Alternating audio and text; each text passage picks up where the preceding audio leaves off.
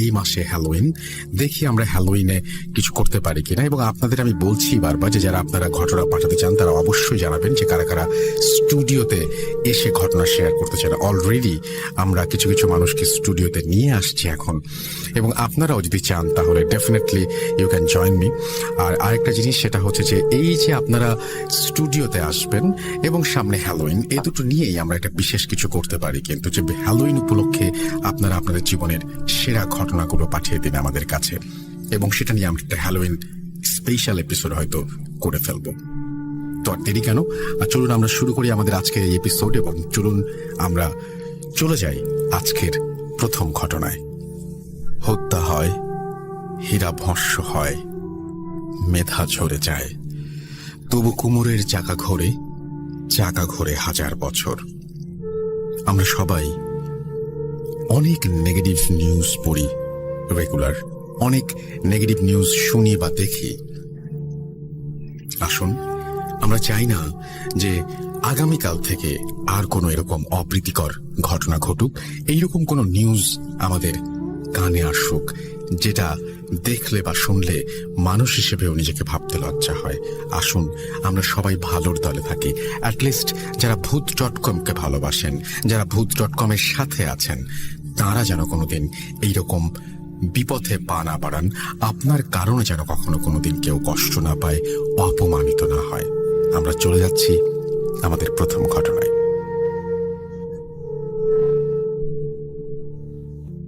আসসালামু আলাইকুম প্রিয় রাসেল ভাই, আশা করি আল্লাহর রহমতে আপনি অনেক ভালো আছেন। আমার নাম মোহাম্মদ রাব্বি, আমার বর্তমান ঠিকানা ভোলা সদর। পেশায় আমি একজন ব্যবসায়ী। আমার ব্যক্তিগত ফোন নাম্বার, তারপরে তিনি তার নাম্বারটি শেয়ার করেছেন। আমি ভালো লেখক নই, তারপরেও চেষ্টা করব আমার সাথে যেভাবে ঘটেছিল ঠিক সেইভাবেই আপনাদের সাথে শেয়ার করতে চাচ্ছি। আপনার ভালো লাগলে আপনি নিজ মুখে ঘটনাটি পড়ে শোনালে আমি ধন্য হব। আমি অনেক রাত পর্যন্ত টিভি দেখার অভ্যেস। আমি সোফার ওপরে শুয়ে টেলিভিশন দেখা অবস্থায় সেখানেই ঘুমিয়ে যাই মাঝে মধ্যে। এবং বলে রাখা ভালো যে আমার ফ্যামিলিতে শুধুমাত্র আমার মা, আমার ছোট বোন এবং আমি থাকি। আমার বাসার পাশে আমার বড় কাকার বাড়ি, সেখানে শুধুমাত্র আমার কাকি এবং কাকা থাকে। আমার চাচাতো ভাই বোনেরা সবাই বাইরে থাকে। সেদিন রাতে আমি আমার ব্যবসার কাজ শেষ করে প্রতিদিনের মতো বাসায় খাওয়া দাওয়া শেষ করে আমি বসে যাই টেলিভিশনের সামনে। আমাদের টেলিভিশন রুমের পাশেই ছোট্ট একটি রুম আছে। সেই রুমটাতে আমার মা ইবাদত বন্দেগি করেন। আমার মা খুব নামাজি একজন মানুষ, একদিনের জন্য রাত্রে তাহাজ্জুদের নামাজ মিস করেন না। আমি সোফায় শুয়ে থাকা অবস্থায় হালকা হালকা ঘুমে আমি মাকে হেঁটে আমার রুমে আসছে যেন এরকম একটা শব্দ শুনতে পাই। আমি বুঝতে পারি, পরক্ষণে আমার ঘুমটা ভেঙে যায়। আমি খুব ভালো করে লক্ষ্য করে দেখলাম মা আমার সামনে দিয়ে হেঁটে যাওয়ার সময় একটা বড় কালো ছায়া মায়ের পিছু পিছু হাঁটছে। আমি মায়ের নামাজ পড়া রুমটিতে দরজার সামনে গিয়ে দাঁড়িয়ে আছি, এবং সেই অবস্থায় আমি যত চিৎকার করার চেষ্টা করছি যে মা তোমার পেছনে ওটা কি, কিন্তু আমার মুখ দিয়ে কেন যেন কোনো শব্দ বের হচ্ছে না। কিছুক্ষণ পর আমি দেখতে পেলাম সেই কালো ছায়াটি একেবারে ভ্যানিশ হয়ে গেল, এবং সাথে সাথে আমার মার শরীর স্বাভাবিক হয়ে এলো। আমি সোফা থেকে এক লাফ দিয়ে উঠে মায়ের কাছে গিয়ে মায়ের পায়ের গোড়ায় বসে পড়ে তাকে জড়িয়ে ধরে বলি, মা, তুমি কি কোনো কিছু খেয়াল করোনি? আমি তোমাকে অনেক ডাকার চেষ্টা করছিলাম, কিন্তু আমার মুখ দিয়ে কোনো কথা বের হচ্ছিল না। মা আমাকে বলল, বাবা, তুমি এখন গিয়ে ঘুমিয়ে পড়ো। পাশের রুমে তোমার ছোট বোন ঘুমাচ্ছে, ও শুনতে পেলে ভয় পেয়ে যাবে। তোমাকে আমি সকালবেলা সব খুলে বলবো। আমি বুঝতে পারলাম কথা শুনেই যে মাও মনে হয় এসব অনেক আগে থেকে জানতেন, কিন্তু আমাদের কখনোই বলেননি বা বুঝতে দেননি। এই কারণে যেন আমরা হয়তো ভয় পাবো, এই জন্যই আমি আমার রুমে গিয়ে ঘুমিয়ে পড়ি। সকালবেলা ঘুম ভাঙতে অনেক দেরি হয়ে যায়। এর মধ্যে আমি আমার বড় কাকা এবং কাকি এবং আমার মার কথা শুনতে পাচ্ছি। আমাদের খাবার টেবিলে আমি তাড়াতাড়ি ঘুম থেকে উঠে তাদের সাথে গিয়ে বসলাম। গতকাল রাত্রে ঘটে যাওয়া ঘটনাটি আমি আমার মায়ের কাছে জানতে চাইলে মা আমাকে বলে, তোমাদের আমি কখনোই এই ব্যাপারটা বুঝতে দেইনি। কারণ তোমার ছোট বোন এমনিতেই অনেক ভয় পায়, তাই ব্যাপারটি আমি শুধুমাত্র তোমার কাকা এবং কাকির সাথে শেয়ার করি। কিন্তু তোমার কাকা এবং কাকিদের ঘরে একই ঘটনা ঘটে চলছে। মা আমাকে আরো বলেন, তুমি তো ব্যবসার কাজে প্রায় সময়ই বাসার বাইরে থাকো, কিন্তু তোমার ছোট বোনকে নিয়ে আমি যখন কোনো একটি রুমে থাকি প্রায় সময় শুনতে পাই আমাদের জন্য কোনো রুমগুলোতে কোনো মানুষের মতন কেউ যেন হাঁটছে এবং ফিস করে কথা বলছে। তোমার ছোট বোন আমাকে জিজ্ঞেস করত, মা, আমাদের ঘরের ভেতর মনে হয় কেউ হাঁটা চলা করছে।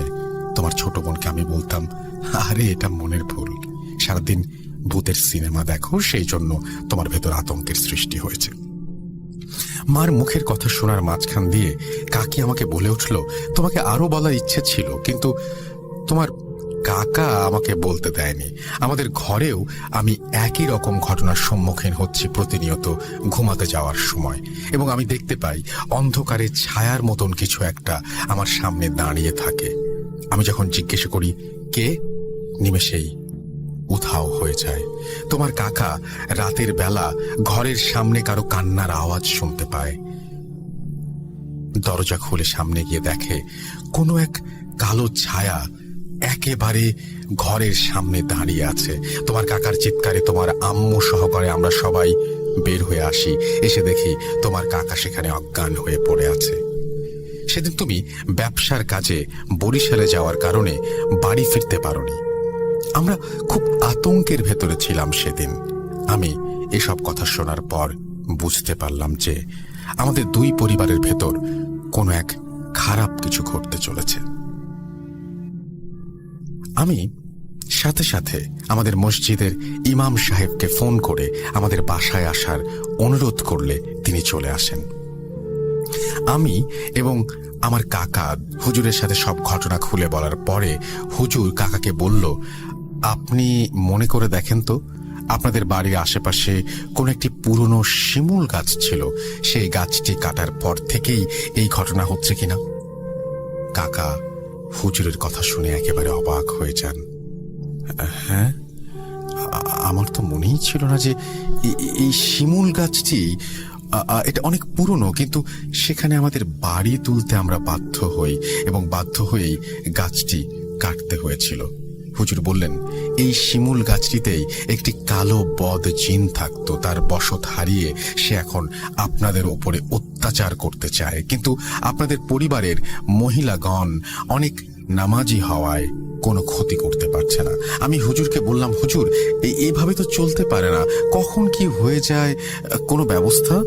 হুজুর বললেন, শুক্রবার আসরের নামাজের পরে তোমাদের বাড়ি আমি সব বন্ধ করে দেব ইনশাল্লাহ, আর কোনো সমস্যা হবে না।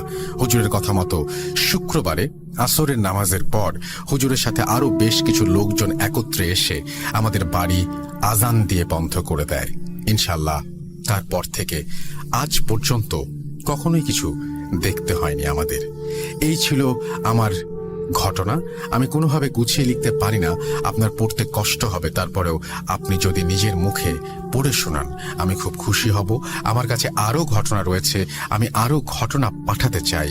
ভালো থাকবেন, ভূত.com সফল হোক, আমি এই কামনা করি। আপনাকেও অনেক অনেক অনেক অনেক ধন্যবাদ আমাদেরকে ঘটনা পাঠানোর জন্য এবং আমাদের সাথে থাকার জন্য। আপনাদের সাথে এই যে আমরা আমাদের কথাগুলো শেয়ার করতে পারছি এবং আপনি আমাদের সাথে কথাগুলো শেয়ার করতে পারছেন, এটা বিরাট ব্যাপার, এবং এর জন্যই সারা সপ্তাহ অপেক্ষা, এর জন্যই বারবার ফিরে আসা, এবং এইটাই বেঁচে থাকার এক বিরাট প্রেরণা।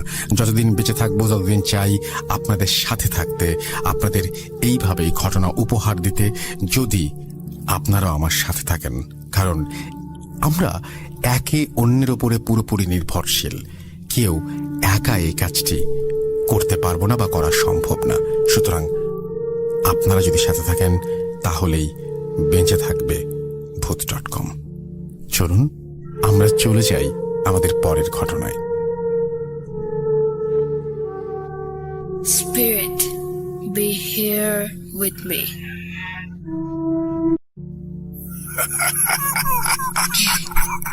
কে তুমি? Voot.com. The Fear Return with Russell.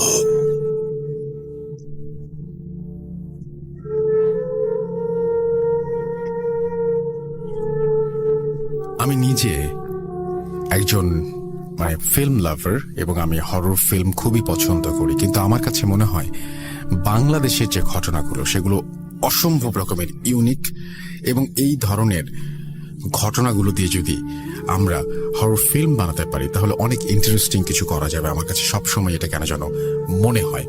এবং আমি আমাদের কিছু ঘটনা আছে, কিছু প্রচলিত ঘটনা, যেমন এরকম ঘটনা যে ধরেন যে একটা জায়গায় কোনো একটা সময় একটা মানুষ অপঘাতে মৃত্যুবরণ করেছিল, ওই জায়গাটা হন্টেড হয়ে যায়।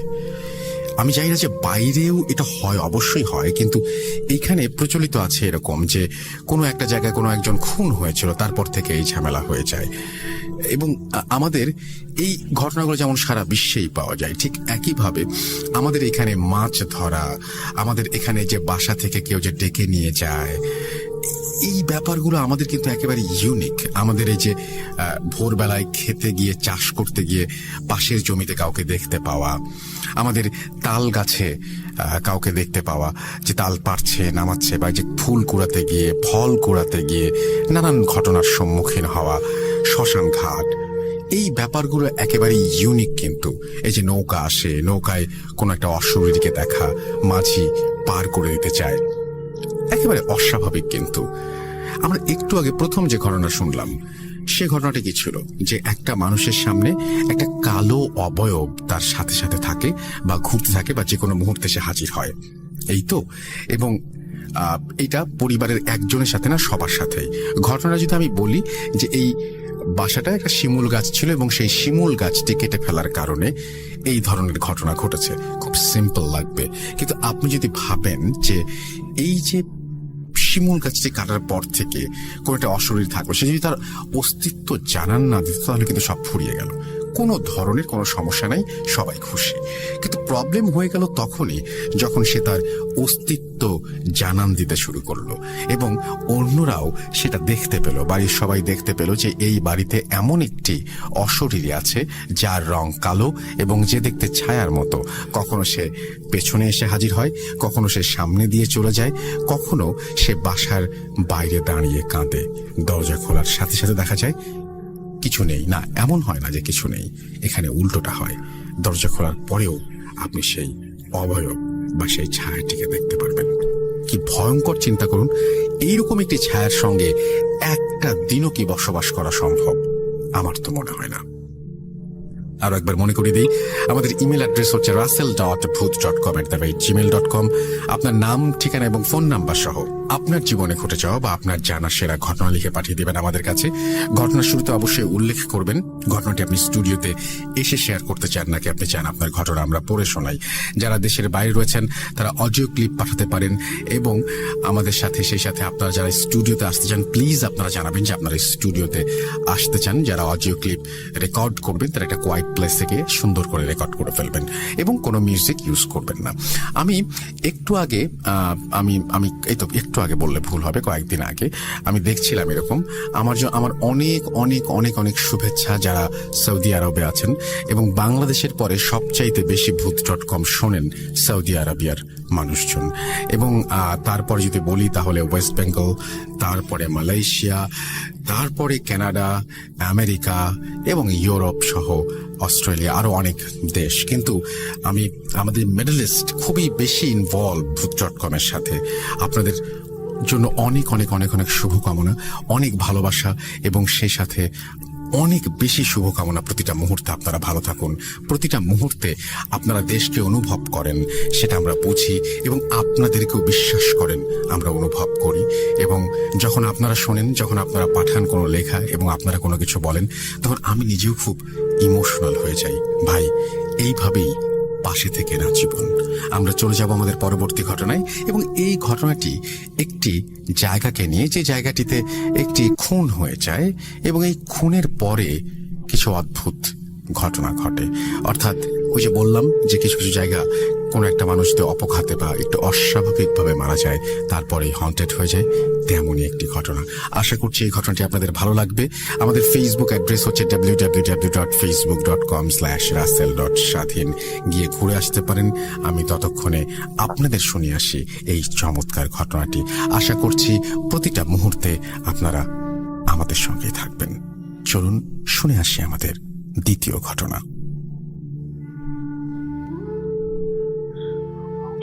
আসসালামু আলাইকুম ওয়া রাহমাতুল্লাহ। রাসেল ভাই, কেমন আছেন? জানি আপনি সবসময় ভালোর দলেই থাকেন, তারপর জিজ্ঞেস করলাম। প্রথমেই আপনাকে ধন্যবাদ জানাই। আপনি অনেক কষ্ট করে এত সুন্দর একটা আয়োজন আমাদেরকে উপহার দেওয়ার জন্য। তারপরে ধন্যবাদ জানাই আপনার যারা সহযোগী আছেন তাদেরকে, এবং সর্বশেষ ধন্যবাদ জানাচ্ছি ভূত.com এর যত লিসেনার্স আছেন যারা নিয়মিত ভূত.com শোনেন এবং ভয়ের রাজ্যে হারিয়ে যান। প্রথমেই আমি আমার পরিচয়টা দিয়ে নিই। আমার নাম মোহাম্মদ রিপন। বর্তমানে আমি প্রবাসে থাকি। আমার বাড়ি বরিশাল বিভাগ, ঝালকাঠি জেলার কোনো এক গ্রামে। আজকে যে আমি ঘটনাটা আপনাদেরকে শেয়ার করব, এটা আমার এক কাকার সাথে ঘটে যাওয়া ঘটনা। একদিন রাত্রেবেলা এক জায়গায় গিয়েছিলাম, গ্রামের বাড়িতে এক আত্মীয়ের। সেখানে কারেন্ট ছিল না, তো সেখানে বসে কাকার সাথে গল্প গুজব করার ফাঁকে ঘটনাটা কাকা আমার সাথে বলেছিল। তো ঘটনাটা যেভাবে ঘটেছে, ঘটনা ঘটার জায়গাটার নাম আমি কোনো এক কারণে আমি বলতে পারছি না, তবে জায়গাটার বিবরণ দিচ্ছি। যে গ্রামের বাড়ি এক পাশে খাল আর এক পাশে জঙ্গল, মাঝখান দিয়ে একটা ইটের ছোট রাস্তা। যেখানে কাকার সাথে ঘটনাটা ঘটেছিল সেখানে তার কিছুদিন আগে সেখানে একটা খুন হয়, আর সেই খুনটা হয় অনেক বীভৎস ভাবে। যে মৃত ব্যক্তির মাথাটা একদম আলাদা করা থাকে, চারপাশে রক্তে রঞ্জিত থাকে, চারপাশটা একদম রক্তে ছড়ানো থাকে। বোঝা যায় যে লোকটা বাঁচার জন্য অনেক দস্তাদস্তি করেছে, অনেক চেষ্টা করেছে, কিন্তু পারে নাই। ঘটনাটা যেখানে ঘটেছিল সেখানে আশেপাশে বাড়ি নেই, বাড়ি একটু দূরে একটা রাস্তা, সে রাস্তাটা পেরিয়ে বাড়ি শুরু হয়। তো ওই ঘটনা ঘটার পর থেকে ওই রাস্তার ভিতরে মানুষের ভিতরে একটা ভয় কাজ করতে শুরু করলো। এমনিতেই জায়গাটা ভয়ঙ্কর, যে এক পাশে জঙ্গল আর এক পাশে খাল, মাঝখান দিয়ে ইটের ছোট রাস্তা। একটু দিনের বেলায় সেখানে একটু অন্ধকার অন্ধকার থাকে। তা আমার কাকা, তার এক শ্বশুর বাড়ি আছে, ওখানে যেতে হলে ওই রাস্তা দিয়ে যেতে হয়। তো কাকা শ্বশুর বাড়ি বেড়াতে গিয়েছিল, তো ওখান থেকে বাজারটা আবার একটু দূরে, ওই রাস্তাটা পেরিয়ে তারপর বাজার। তো কাকা বাজারে গিয়েছিল সন্ধ্যার পরে বাজারে যাওয়ার পরে কাকার আবার একটু বিড়ি, সিগারেট, পান খাওয়ার নেশা। আর মানুষের সাথে কথা বললে তার আর কিছু হুঁশ থাকে না, তো সময় কখন চলে যায় সে বলতে পারে না। তো কাকা সন্ধ্যার পরে বাজারে গিয়ে আড্ডা শুরু করলো।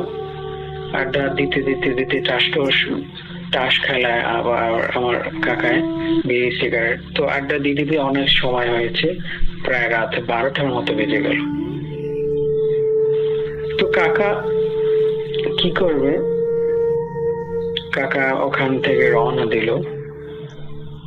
তখন রাস্তা বাজার কিছু লোক বলছিল যে তুই ওখান থেকে যাবি, ওখানে তো শোনা যায় যে ওখানে ভালো না, ওই আর ওই যে ওকে খুন করা হয়েছে তারপর থেকে ওখানের অবস্থা ভালো শোনা যায় না। রাত্রেবেলা মানুষ গেলে ওখানে নাকি অনেক কিছু অনেকে দেখে। ওখানে তো কয়েকদিন আগে এরকম একটা ঘটনা ঘটেছে যে তাদের একজন প্রতিবেশী, তাকে নাকি এভাবে রাত্রেবেলা কোনো লোক এসে গভীর রাত্রে এসে তাকে জাগিয়ে নিয়ে যায় এবং সকালবেলা ওই লোকটাকে ওইখানে তার লাশ পাওয়া যায়। আর লাশটা অনেক বিভৎস ভাবে দেখায় যে তার মাথা থেকে বুক পর্যন্ত মাটির নিচে গাড়া থাকে আর পা দুটো উপরে থাকে। পাশেই যে খাল ছিল সেই খালের চরে। আমার কাকা আবার একটু সাহসী মানুষ, সে বলল আমি এগুলো বিশ্বাস করি না, এগুলো সব ভাওতাবাজি। তো কাকা সে কারো কথা শুনলো না, সে ওখান থেকে রওনা দিল। জ্যোৎস্নার রাত, চারদিকে আলোয় আলোকিত। তো কাকা মনের সুখে গান গাইতে গাইতে বা গুনগুন করতে করতে সেখান থেকে সে আসছে। আস্তে আস্তে আস্তে আস্তে হঠাৎ কাকা যখন ওই জায়গায় আসলো যেখানে খুন হয়েছে, সেখানে আসার পরে কাকা বলেন যে আমি যখন ওইখান থেকে একটু দূরে তখন দেখতে পেলাম যে ওইখানে রাস্তার মাঝে একজন সাদা কাফন পরিহিত একটা লোক, সাদা কাফন পরিহিত একটা লোক সেখানে বসে আছে আর তার পা দুটো সামনের দিকে ছড়ানো। আশ্চর্যের ব্যাপার, তার পা দুটোতে আগুন জ্বলছে আর সেই আগুনের উপর একটা পাতিল রাখা। তো গ্রামের যেভাবে যে কাঠ দিয়ে চুলা জ্বালায়, কাঠে আগুন জ্বলে আর সেই চুলায় ভাত তরকারি রান্না করে, সেভাবেই সে তার পায়ে আগুন জ্বলছে আর সেই আগুনের তাপে সে উপর একটা পাতিলের মতো কিছু, সেটা সে রান্না করছে। কিন্তু তার চেহারা দেখা যাচ্ছে না। সাদা কাফন পরিহিত লোক, যেভাবে মানুষ মারা গেলে কাফন পরিয়ে কবরে যেভাবে রাখা হয় একদম পেঁচিয়ে, সেভাবেই ওটা ওইভাবে বসে আছে, চেহারা দেখা যাচ্ছে না। চাচা বললেন যে ওই সময় আমার কি হয়েছে আমি জানি না, আমি সামনে যাব না পিছনে যাব না কি করব, আমি একদম হতভম্ব হয়ে গেছি, আমি এরকম তাকিয়ে রয়েছি। তো কাকা হঠাৎ বলেন যে আমার হুঁশ আসলো। তখন দেখলাম, আমি ভালোভাবে তাকিয়ে দেখলাম সেই সাদা কাফন পরিহিত যে মাথার দিকটা, সে মাথার দিকটা কাফনটা আস্তে আস্তে পড়ে যাচ্ছে। যখন পড়ে যাওয়ার পর কাকা বলেন যে আমি তার মাথা দেখছি না, শুধু তার শরীরটা দেখা যাচ্ছে আর এইভাবে নাড়াচাড়া করছে, শরীরটা এইভাবে নাড়াচাড়া করছে। কাকা বলেন যে আমি কি করব, আমার ওই সময় বুঝেই আসে না, আমার মাথা কাজ করতেছিল না। তো আমি কি করছিলাম, আমি আস্তে আস্তে পিছন দিকে সরে যাওয়া শুরু করলাম। আশ্চর্যের ব্যাপার, আমি যখন পিছনের দিকে সরে দাঁড়ানো শুরু করলাম, তখন দেখি ওই অবয়বটা দাঁড়িয়ে গেছে। কাকা বলেন যে অবয়বটা আমার দিকে আস্তে আস্তে আমার দিকে তেড়ে আসছে, আমার দিকেই। কাকা বলেন যে আমি যেভাবে হাঁটি ওইটাও ঠিক ওইভাবেই হাঁটি, আমি আস্তে আস্তে পিছনের দিকে সরলে ওইটাও আস্তে আস্তে পিছনের দিকে সরে, আবার আমি একটু জোরে পিছনের দিকে সরলে ওইটাও জোরে পিছনের দিকে সরে। কাকা বলেন যে আমি কি করবো এই মুহূর্তে, গভীর রাত, 12টা রাত, কোনো মানুষকে এখন পাওয়া যাবে না, আর গ্রামে তো 12টা মানে অনেক রাত। একদিকে খাল আর একদিকে জঙ্গল, পিছনে বাজার আর সামনে তো ওই ভয়ঙ্কর জাতি ওইটা। কাকা বলেন আমার মাথায় কাজ করতেছিল না, আমি কি করলাম, আমি জঙ্গলের দিকে দৌড় দিলাম। সে দৌড় আর দৌড়, আমি দৌড়াচ্ছি আর মাঝে মাঝে পিছনের দিকে তাকাচ্ছি।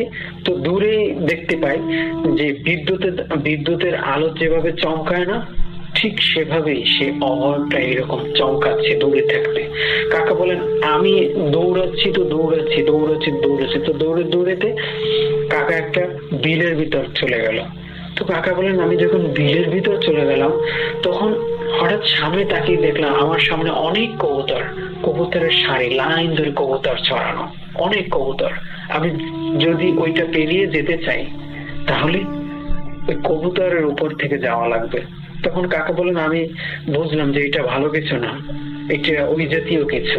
কাকা বলেন, আমি আবার পিছনে ব্যাগ দিলাম, পিছনে ব্যাগ দিয়ে আবার একটু কোনা দিকে আবার দৌড় দিলাম। কাকা বলেন, আমি যখন দৌড়াচ্ছি তখন পাশে একটা বেড় ছিল, আর সেই বেড়ের পাশে একটা গাছ ছিল। কি গাছ রাত্রেবেলা সে বলতে পারে না।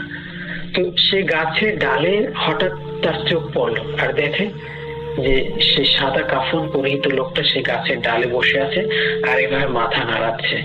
কাকা বলেন, আমি যে আর কি করব, আমি ওখান থেকে চিৎকার দিতে শুরু করলাম।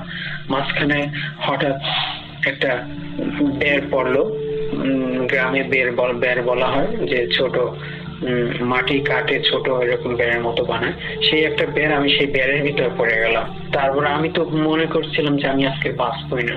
আমি চিৎকার করতে করতে ওখান থেকে, তো পাশে বাড়ি ছিল, তো তারা দৌড়ে আসছে, কিন্তু তখন আমার জ্ঞান ছিল না। আমি কোনো মতে সেই বেড় থেকে উঠে পাশে বসে রয়েছে।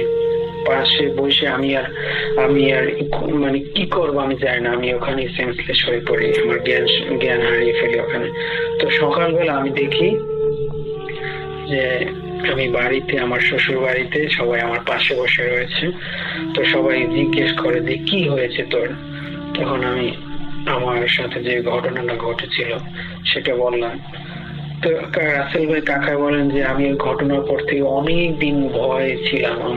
আমি রাত্রে বের হলেই ভয় পেতাম, আর আমার মনে হতো যে ওই অবয়বটা আমার সামনে আসছে। এভাবে অনেক কবিরাজ বা হুজুর দেখি আস্তে আস্তে, কাকা বলেন যে আস্তে আস্তে অনেক দিন পর আমি ঠিক হই। তো রাসেল ভাই, এই ছিল আমার ঘটনা। যদি এটা বলার মতো হয় তাহলে এটা বলতে পারেন। আর রাসেল ভাই, আমার নিজের সাথে ঘটনা অনেক ঘটেছে, আমি সুযোগ পেলে সেগুলা বলবো ইনশাআল্লাহ। তো আজকের মতো এখানে রাখি। Tata, bye bye. Spirit, be here with me.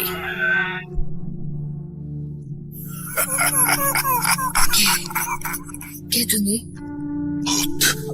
Hood.com. The fear returns with Russell.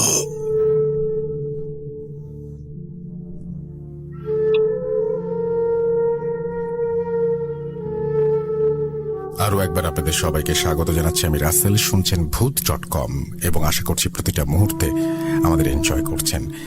এইবারের ঘটনাটি আমাদের সেই সব ভাইদের জন্য যারা দেশের বাইরে রয়েছেন। একটু আগে বলছিলাম সৌদি আরবের কথা, সেই সৌদি আরবে রয়েছেন, এবং এই ঘটনাটি শুধুমাত্র আপনাদের জন্য আমি উৎসর্গ করছি আপনাদের, এবং আশা করছি যে এইভাবেই আজীবন ভালোবেসে যাবেন, এভাবেই পাশে থাকবেন। আপনারা শুনছেন সবচেয়ে বেশি, বাংলাদেশের পরে আপনারাই সবচেয়ে বেশি শুনছেন যারা মিডল ইস্টে থাকেন। আমি শুধুমাত্র সৌদি আরবের কথাই বলবো না, দুবাই, ওমান, এই সমস্ত জায়গা থেকে, কাতার, এই সমস্ত প্রত্যেকটা জায়গা থেকে এই যে ভালোবাসাগুলো আমরা পাই, এই ভালোবাসার কোনো বিনিময় হয় না, শুধুমাত্র মানুষকে আরো বেশি আবেগী করে তোলে। কখনো কখনো হয়তো আপনি যখন এই ইমেলটা পাঠান আমি ইমোশনাল হয়ে যাই, হয়তো আমার আপনার দুজনেরই চোখের কোণে কখনো কখনো জমে পানি, মনে পড়ে প্রিয় স্বদেশের কথা। আপনাদের এই ভালোবাসার মূল্য হিসেবে এখন এই ঘটনাটি শুধুমাত্র আপনাদের জন্য। আশা করছি ভালো লাগবে। আমি পড়ে শোনাচ্ছি ঘটনাটি। আসসালামু আলাইকুম রাসেল ভাই, আশা করি ভালো আছেন। আমার নাম নাজমুল হাসান, জেলা কুমিল্লা, থানা মুরাদনগর, গ্রাম টনকি, বর্তমানে সৌদি আরব আছে। কিছুদিন আগে আমি একটা ঘটনা পাঠিয়েছিলাম, কারণবশত ঘটনাটি সিলেক্টেড হয়নি, তাই আজকে আমার বন্ধুর কাছে শোনা একটি ঘটনা লিখতে হচ্ছে। আমাকে আমার বন্ধু যেভাবে বলেছে আমি সেভাবে লিসেনারদের সামনে উপস্থাপন করছি। আমার বন্ধুটি মূলত ভারতীয় নাগরিক, তার বাড়ি কলকাতার যে কোনো একটি গ্রামে। কারণবশত আমি তার গ্রামের নামটি বলতে চাচ্ছি না। অনেক বছর আগে তার গ্রামে ছিল একটি গরিব পরিবার। প্রায় 30 বছর আগে। তাছাড়া 30 বছর আগে সবার অবস্থা তত একটা ভালো ছিল না। ওই পরিবারের শুধুমাত্র একটি ছেলে ছিল যার নাম রবিন। রবিন 9ম শ্রেণীতে পড়ত। টাকা পয়সার কারণে হঠাৎ তার লেখাপড়া বন্ধ হয়ে যায়। লেখাপড়া বন্ধ হবার মাসখানেক পর তার বাবা বলল, রবিন, বসে থেকে লাভ কি? আমি যে জমিদার বাড়িতে কাজ করতাম, তুই গিয়ে বল, আমার নাম বললে তোকে একটা চাকরি দেবে। রবিন বলল, আচ্ছা বাবা, ঠিক আছে, কালকে আমি রওনা দেব, তুমি জমিদার বাড়ির ঠিকানা দিয়ে দিও আমাকে। যেমন কথা তেমন কাজ। পরের দিন সকালে তার বাবা তাকে জমিদার বাড়ির ঠিকানা দিয়ে দিল। খানিক কয়েক মাইল পথ হেঁটে তারপরে বাসে চড়ে রবিন রওনা হলো জমিদার বাড়ির উদ্দেশ্যে। রীতিমতো রবিন জমিদার বাড়িতে পৌঁছাতে পৌঁছাতে সন্ধ্যা হয়ে গেল। সন্ধ্যা, চারিদিকে পাখির কিচিরমিচির, অনেক গাছগাছালি, দেখতে প্রায় ভুতুড়ে পরিবেশ। রবিন মনে মনে ভাবল, এটা কি জমিদার বাড়ি না ভূতের বাড়ি?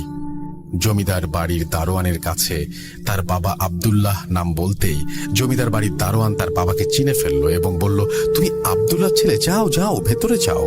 দারোয়ান গিয়ে জমিদার বাবুর কাছে তার পরিচয় দিলেন এবং জমিদার বাবু বললেন, তুমি হলে আব্দুল্লাহর ছেলে। তোমার বাবা আমার সাথে অনেক বছর যাবৎ কাজ করেছিলেন। তোমার বাবা একজন সৎ মানুষ ছিলেন।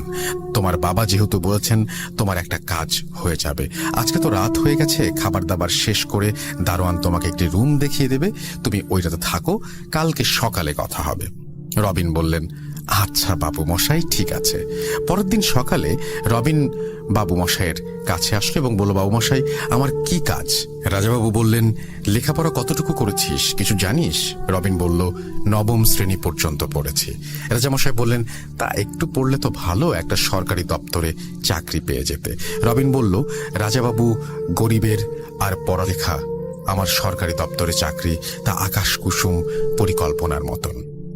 আচ্ছা বাবা, ঠিক আছে, তোকে আমি ভালো দেখে একটা স্কুলে ভর্তি করিয়ে দেব, দিনের বেলায় টুকটাক কাজ করবি, রাতে পড়ালেখা করবি। রবিন বলল, তাহলে তো ভালোই হয়। কিছুদিন যাওয়ার পর রবিনকে তার রাজাবাবু একটি স্কুলে ভর্তি করিয়ে দেয়। রাজাবাবুর কথা মতোই দিনের বেলা টুকটাক কাজ করে স্কুলে যায় এবং রাত হলে সে পড়তে বসে। তারপর আর সময়টা ছিল সন্ধে 7টা থেকে 11টা পর্যন্ত। রীতিমতো তার রুটিন সে চালিয়ে যাচ্ছে। হঠাৎ একদিন রাত 10টা বাজে, আকাশে মেঘের ছাপ এবং চারিদিকে বিদ্যুৎ চমকাচ্ছে। রবিন ভাবলেন, দরজা জানালা বন্ধ করে দেই, বাতাসের সঙ্গে ধুলাবালি, হয়তো কখন যেন ধুলাবালি, এবং তারপরে বৃষ্টি এসে পড়ে। যখনই রবিন দরজা বন্ধ করতে গেল অথবা জানালা বন্ধ করতে যাবে, জানালার ফাঁক দিয়ে দেখলো দূরে পুকুরের পাড়ে একটি মেয়ে বসে আছে।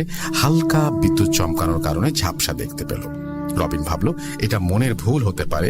সেটা ভেবে রবিন জানালা বন্ধ করে দিল। পরের দিন রীতিমতো সে উঠে বাড়ির টুকটাক কাজ করে স্কুলে গিয়ে বিকেলে আবার টুকটাক কাজ করে সন্ধ্যার দিকে রবিন পড়তে বসলো এবং পড়তে গিয়ে ঘড়ির কাঁটা প্রায় 10টা ছুঁই ছুঁই রবিন শুনতে পেল নূপুরের আওয়াজ। রবিন ভাবল এত রাতে এখানে মেয়ে আসছে কোত্থেকে।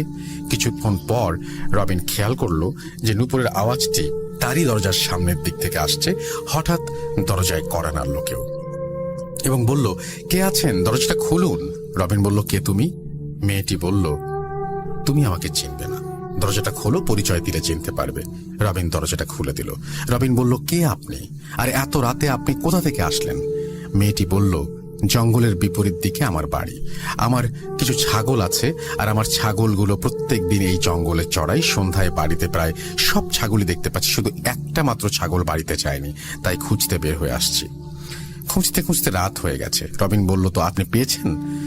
মেয়েটি বলল, পাইনি, তাই তো আপনার কাছে আসলাম জিজ্ঞেস করতে যে আপনারা কি আমার ছাগলটাকে আপনাদের বাগানের বা বাড়ির আশেপাশে কোথাও দেখেছেন? রবিন বলল, না, আমাদের বাগানে কোনো ছাগল আসেনি। রবিন বলল, আপনি যে এত রাত্রে আপনি এখানে এসেছেন, আপনার জন্য আপনার বাড়িতে কেউ চিন্তা করছে না? মেয়েটি বলল, না, আমার জন্য চিন্তা করার কেউ নেই, কারণ যে বাড়িতে আমি থাকতাম আমি একাই, আমার আর কেউ নেই। রবিন কথাটি শুনে মনে খুব কষ্ট পেল। ততক্ষণে মেয়েটি বলে উঠল, আজকে আমি যাই, কালকে আসবো। রবিন কিছু বলার আগেই মেয়েটি চলে গেল। রবিন ভাবল মেয়েটি কালকে আসবে কেন, কি কারণে, তাছাড়া মেয়েটির নাম তো জানা হয়নি। দেখা যাক, কালকে আসলে নাম জানা যাবে। অন্যদিনের মতো রবিন তার দিনের কাজ শেষ করে যখন রাতে পড়তে বসে তখন ভাবল, আজকে কি মেয়েটি আসবে? ঘড়ির কাঁটা যখন প্রায় রাত 11টা তখনই একটি মেয়ের কণ্ঠের আওয়াজ সে শুনতে পেল এবং রবিনকে বলল যে দরজাটি খোলো। রবিন বলল, কে তুমি? মেয়েটি বলল, আরে চিনতে পারছো না, আমি গতকাল রাত্রে এসেছিলাম। এবার রবিন দরজাটি খুলে দিল। প্রথমেই রবিন জিজ্ঞেস করলো, তোমার নাম কি? মেয়েটি বলল, তার সময় হলে জানতে পারবে। মেয়েটি এবং রবিন তাদের মধ্যে কথাবার্তা চলতে লাগলো। রবিনের মেয়েটিকে ধীরে ধীরে ভালো লাগতে শুরু করলো। রাত যখন 12টা তখন মেয়েটি বলল, আজকে আমি যাই, আমার সময় হয়ে গেছে। রবিন বলল, আচ্ছা ঠিক আছে, কালকে আসবে তো? মেয়েটি বলল, হ্যাঁ আসবো। পরের দিন যখন মেয়েটি আসলো, রবিন দরজা খুলতেই মেয়েটির নাম জিজ্ঞেস করলো। মেয়েটি বলল, আমাদের আবার যাকে ভালোবাসো সেই মানুষের আবার নাম হয় নাকি? রবিন বলল, যাক বাবা, তোমার যদি বলতে এত আপত্তি থাকে জিজ্ঞেস করবো না। এভাবেই 14-15 দিন কেটে যায়। হঠাৎ মেয়েটি একদিন আসেনি। ওই দিন রবিনের মন ছটফট করতে শুরু করলো, আর রবিন নিজেকে প্রশ্ন করতে লাগলো, আছে কেন আসেনি? এরকম করে আরো একদিন পার হয়ে গেল। রাজাবাবু বললেন, কি রবিন, তোর সবসময় মন মলিন থাকে কেন? বাড়িতে মা বাবার কথা মনে পড়ছে নাকি? রবিন কথাটি লুকানোর জন্য বলল, না বাবু মশাই, দেখা পড়ে একটু চাপ, এই আর কি। তারপরের দিন মেয়েটি আসলো। রবিন বলল, গত 2 দিন তুমি কোথায় ছিলে? তুমি আসোনি, আমার অনেক খারাপ লেগেছে। মেয়েটি বলল, আমি বিশেষ একটা কাজে জড়িয়ে পড়েছিলাম, আগামী 10 দিন আর আসতে পারবো না। তোমাকে বার্তাটি দেওয়ার জন্যই আমি আজকে এসেছি। রবিন বলল, কি বলছো? মেয়েটি বলল, এই কাজটা শেষ হয়ে গেলে আমার আর কোনো কাজ থাকবে না, সারা জীবন তুমি আর আমি একসাথে থাকবো। রবিন বলল, আচ্ছা ঠিক আছে, সারা জীবন থাকতে পারি, 10 দিন কষ্ট করে থাকতে পারবো তাহলে। এই 10 দিনে রবিনের হাল অবস্থা অনেক খারাপ হয়ে যায়। বাবুমশাই রবিনের অবস্থা দেখে ভালো একটি ডাক্তার দেখালো। ডাক্তার বললেন, তার সমস্যা কি? বাবুমশাই বললেন, কোনো কিছু খেতে চায় না, রাতে ঘুমাতেও চায় না। ডাক্তার টেস্ট করে দেখলো সবকিছু ঠিক আছে, তবে রবিন খুব দুর্বল। ডাক্তার কোনো রোগের সমাধান না পেয়ে বলল, আপনি রবিনকে ভালো একজন কবিরাজ দেখান। যদিও এটা আমার মুখে বেমানান, তারপরও আপনি আমার কাছের মানুষ, তাই বললাম। আর নতুবা ওনার গ্রামের বাড়ি পাঠিয়ে দিন, ওনার যা অবস্থা উনি বেশি দিন বাঁচতে পারবেন না। বাবুমশাই পরের দিনই একজন দারোয়ানকে সঙ্গে করে রবিনকে তার গ্রামের বাড়ি পাঠিয়ে দিল এবং দারোয়ান বিস্তারিত তার বাবা মাকে বলে দিল সে খাবার দাবার খায় না, ঘুমায় না। বাবুমশাই বলছেন ভালো একজন কবিরাজ দেখাতে। রবিনের হাল অবস্থা দেখে তার মা কান্নায় ভেঙে পড়লেন। তিনি রবিনের বাবাকে দোষারোপ করতে লাগলেন, কেন পাঠিয়েছিলে ওই জমিদার বাড়িতে? যদি না পাঠাতে তাহলে আজকে আমার এই দিন দেখতে হতো না। রবিনের বাবাও ভেঙে পড়েন, কি আর করার, পুরুষ মানুষ শক্ত না হয়ে পারেন না। রবিনের বাবা বললেন, চুপ করো, আমি যাচ্ছি কবিরাজের বাড়ি, দেখে কিছু একটা ব্যবস্থা করা যায় কিনা। দৌড়ে গিয়ে রবিনের বাবা কবিরাজের বাড়ির সামনে কবিরাজকে দেখতে পেলেন। কবিরাজ বললেন, কি হয়েছে আব্দুল্লাহ, এত দৌড় দিয়ে আসছো কেন? আব্দুল্লাহ বললেন, আগে চলেন আমার বাড়ি, আমার ছেলের অবস্থা খুব খারাপ। আব্দুল্লাহ তার সঙ্গে করে কবিরাজকে তার বাড়ি নিয়ে গেল। কবিরাজ আব্দুল্লাহকে দেখে বললেন, মায়ানি ধরেছে। আব্দুল্লাহ বললেন, মায়ানি কি? কবিরাজ বললেন, ছেলে হলে মেয়ের চেহারায় আসে, আর মেয়ে হলে ছেলের চেহারা ধরে আসে এবং জাদুটোনায় তাকে বশ করে। আব্দুল্লাহ বললেন, কবিরাজ মশাই, তুমি একটা বিহিত করো। কবিরাজ বললেন, আগে তার মুখ থেকে সবকিছু শুনতে হবে, তার সাথে কি কি ঘটেছিল। রবিন এতই অসুস্থ যে জোরে কথা বলতে পারছিল না। কবিরাজ কোনো রকম তার কথাগুলো শোনেন, তারপর বললেন, আমি দেখি শনিবারে কি করা যায়। আব্দুল্লাহ বলেন, শনিবার আরো 2 দিন বাকি, আজকে কিছু করা যায় না? কবিরাজ বললেন, আমি যা জানি আমার মতো করে তা করতে দাও, এত উতলা হয়েও না। 2 দিন পর কবিরাজ আব্দুল্লাহর বাড়িতে আসলো, সঙ্গে কিছু পশু পাখির হাড়, কিছু সাদা কাপড়, কিছু রং বেরঙের মোমবাতি, আরো কত কি নিয়ে আসলো। তারপর কবিরাজ মশাই ধ্যানে বসলেন এবং ধ্যান থেকে বের হওয়ার পরে বললেন, তোমার ছেলেকে বাঁচানো মুশকিল। আব্দুল্লাহ বললেন, কেন? তুমি না কবিরাজ, তোমার কাছে একটা বিহিত হওয়ার কথা। কবিরাজ বললেন, সবকিছুর সমাধান এত সহজ নয়। তোমার ছেলে 1 মাসের মধ্যে মারা যাবে, আর তুমি যদি চাও তোমার ছেলের একটাই পথ আছে। আব্দুল্লাহ বলেন, আমার ছেলের জন্য যা কিছু করা দরকার আমি করতে রাজি। কবিরাজ বললেন, তুমি না তোমার ছেলেকে দিয়ে করাতে হবে সেটা। যদি সে ঠিকঠাক মতো করে করতে পারে তাহলে সে বেঁচে যাবে, আর যদি ভয় পায় বা অন্য কিছু হয়ে যায় তাহলে আমার দোষ দিতে পারবে না। আব্দুল্লাহ বললেন, দেখি কালকে চিন্তা করে বলবো আপনাকে। কবিরাজ বলল, এই পানি পড়াটা ওকে 3 বেলা খাইয়ে দিও, কিছুটা সে শক্তি পাবে আর নিজে চলতে পারবে। পরের দিন তোমরা ভেবে চিন্তে আমার কাছে এসে বলো, কারণ পানি পড়া আর যাই দেই না কেন তোমার ছেলেকে 1 মাসের বেশি বাঁচাতে পারবো না। পরের দিন আব্দুল্লাহ রাতভর চিন্তা করলো, 1 মাস পর ছেলে এমনিতে হারিয়ে যাবে, তার চেয়ে ভালো একটা চেষ্টা করে দেখা যাক। পরদিন আব্দুল্লাহ কবিরাজের বাড়িতে গেলেন এবং বললেন, আপনি যা বলেন তাতে আমরা রাজি, খেয়াল রাখবেন আমার ছেলে যেন কোনো ক্ষতি না হয়। কবিরাজ বললেন, আরে সেটা তোমার ভাবতে হবে না, তোমার ছেলেকে যদি বাঁচিয়ে তুলি তাহলে আমারও একটা নাম হবে। আব্দুল্লাহর সাথে সাথে কবিরাজ আব্দুল্লাহর বাড়িতে গেলেন এবং কবিরাজ আব্দুল্লাহর ছেলে রবিনকে সবকিছু বুঝিয়ে বললেন। কবিরাজ বলেন, দেখো বাবা, আমি যেভাবে বলছি সেভাবে করবে। তুমি রাজাবাবুর বাড়িতে যাবে এবং ও যেদিন ওই মেয়েটি আসবে তুমি মেয়েটিকে বলবে তুমি না কিছুক্ষণ আগে এসেছিলে, এখন আবার আসলে কেন?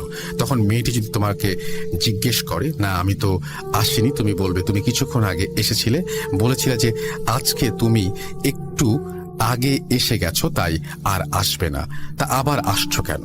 তারপর যেভাবে ঘটনা ঘটলো, মেয়েটি বলল, না আমি আসিনি। রবিন বলল, না তুমি বলেছিলে কালকে আবার 8টার সময় আসবে। মেয়েটি বলল, না তাহলে অন্য কেউ। রবিন হেসে বলল, অন্য কেউ কিভাবে হবে? তোমার মতন চেহারা, তোমার মতন কথাবার্তা। রবিন বলল, আরে না, তুমি তো এসেছিলে। মেয়েটি বলল, ও কালকে আসবে বলছে। রবিন বলল, তুমি তো বললে কালকে আবার 8টার সময় আসবে। মেয়েটি বলল, বুঝেছি, এটা অন্য কেউ তোমার উপর নজর দিয়েছে। রবিন বলল, আমি অত কিছু বুঝি না, তুমি আসলেই হয় 8টায় আসো আর না হয় 10টায় আসো। মেয়েটি বলল, কালকে আমি তোমাকে যেভাবে বলি ওইভাবে করবে। ছেলেটি বলল, কি করতে হবে? বলল, আমি তোমাকে একটি গাছ দেখিয়ে দেব, ওই গাছের শেকড় তোমার সাথে বেঁধে রাখবে। যতক্ষণ ওই গাছের শেকড় তোমার সাথে আছে মেয়েটি ততক্ষণ তোমার কাছে আসতে পারবে না, আর রাত্রে যখন 11টা হয়ে যাবে তখন ওইটা খুলে তুমি তোমার বাড়ির একপাশে রেখে দেবে, আর আমি চলে গেলে আবার পড়ে নিও। রবিন বলল, আচ্ছা ঠিক আছে। পরের দিন রাতে যখন রাত 10টা বাজে, কবিরাজ কথা অনুযায়ী রবিন অপেক্ষা করতে লাগলো মেয়েটির জন্য এবং রাত 11টার সময় মেয়েটি আসলো।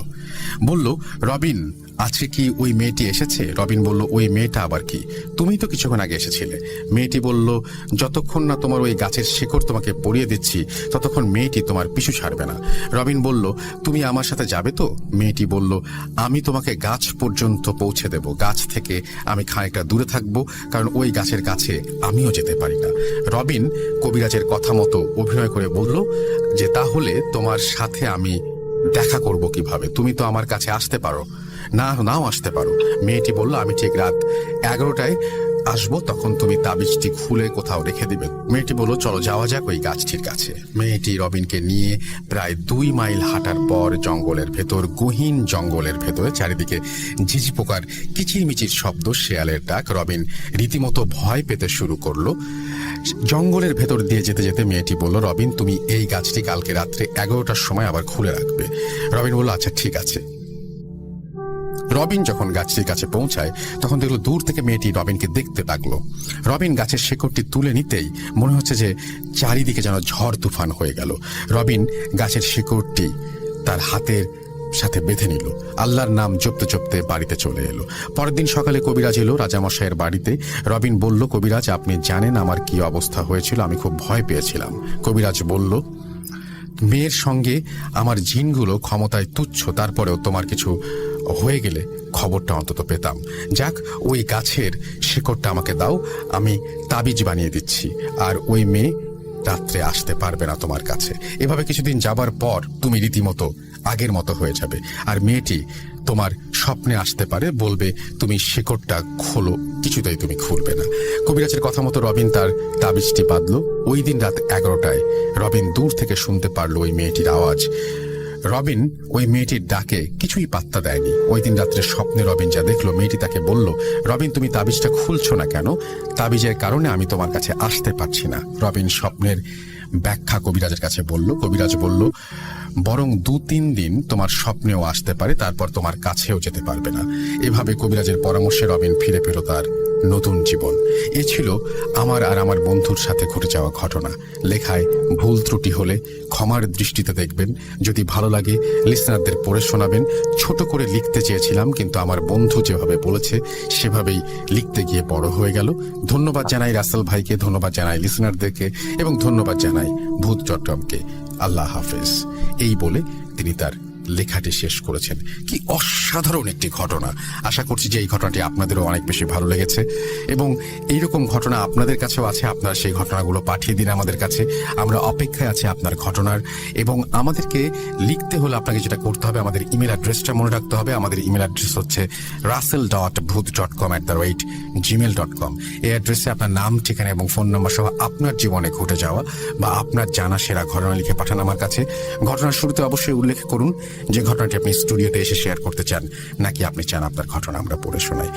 আমরা চলে যাব আমাদের পরের ঘটনায়। আশা করছি আজকের এই ঘটনাগুলো আপনাদের কাছে জমজমাট লাগছে। চলুন পরের ঘটনায় যাই।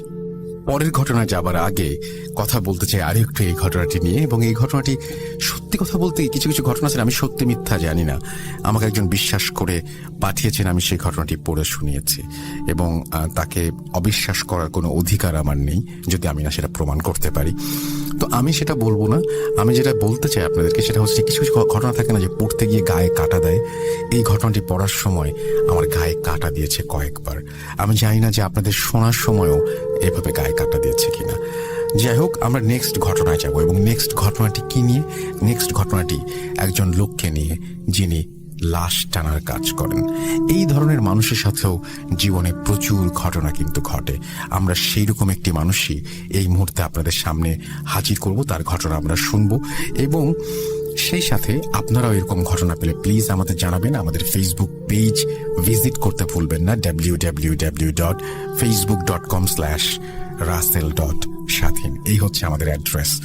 আমরা সৌদি আরববাসীর জন্য, যারা সৌদি আরবে আমাদের বাঙালি ভাইরা রয়েছেন এবং একই সাথে আমাদের যারা বাঙালি বলেছি আমি, বাংলাদেশি এবং পশ্চিমবঙ্গ এবং পূর্ববঙ্গ মানে যেটাই বলেন না কেন, সব জায়গার যারা বাংলা ভাষাভাষী মানুষ আছেন, যারা সৌদি আরবে থাকছেন, তাদের জন্য উৎসর্গ করলাম।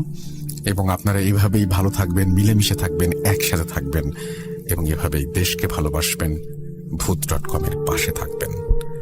আমি খুবই খুশি যে যখন আপনারা দেশীয় সংস্কৃতি, দেশীয় রীতিনীতি, রেওয়াজ এগুলো মিস করেন এবং এগুলোর সাথে একাত্ম হতে চান, তখন ভূত.com একটা প্ল্যাটফর্ম, যে প্ল্যাটফর্ম আপনাদের সামনে, আপনাদের সাথে একটা দারুণ মানে এই এলাকার একদম সংস্কৃতির সাথে উঠে থাকা, মিশে থাকা এবং একেবারে মানুষের মুখে মুখে প্রচলিত এরকম, এবং সে সাথে এখানকার সাধারণ মানুষ লিখছেন এই সমস্ত ঘটনাগুলো আপনাদের কাছে পৌঁছে দিতে পারছি, আলহামদুলিল্লাহ।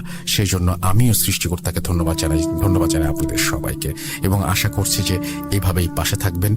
আমরা এখন চলে যাব লাশ টানা সেই ভদ্রলোকের ঘটনাটিতে।